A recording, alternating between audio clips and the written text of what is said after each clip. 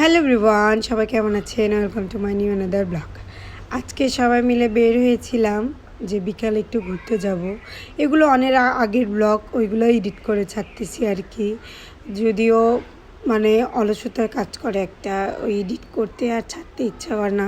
তার মধ্যে দুনিয়ার অ্যাড দেয়, একটা ভিডিও এডিট করতে নিলে 4-5টা অ্যাডের জন্য আমি আরও করি না। যাই হোক, কুষ্টিয়ার বিখ্যাত পোড়া পাউরুটি আর চা, ওখানে খেতে গেলাম। তারপর ওই যে এখানে একটু ঢং করলাম আর কি।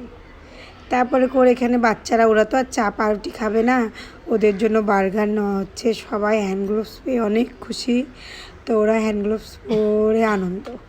যাই হোক, ওরা ওইদিকে খাচ্ছে, আমরা এখানে চায়ের জন্য ওয়েট করতেছি। সেদিন অতিরিক্ত গরম ছিল, আমি বৌমুনির ক্লিপটা নিলে বুঝতে পারতেন আশা করি যে কী গরম। বাঙালি চা না হলে তো হয়ই না। তারপরে গরম হোক যাই হোক, চা খেতে গেলাম। চায়ের অর্ডার ছিল, এখানে পাউরুটি পুড়তেছে, ড্যানিশ এগুলো বাটার টাটার দিয়ে কিছু একটা তৈরি করে পাউরুটি দিয়ে পুড়তেছে, আছে মোটামুটি। তবে বনগুলো এত ছোট ছিল, 50 টাকা চায়ের সাথে এই বনটা একদমই যায় না। আমার কাছে অনেক লস প্রজেক্ট মনে হয়েছে, কারণ নর্মালি দুধ চা বাইরে পাওয়া যায় 15 থেকে 20 টাকা, আর ওই পাউরুটিটা হবে 5 টাকার কি 10 টাকা সর্বোচ্চ, এটাই না। কিন্তু এখানে এক্সেস দাম ছিল, দামের হিসাব দিয়ে দিতে গেলে। আর চাটা একদমই ভালো ছিল না।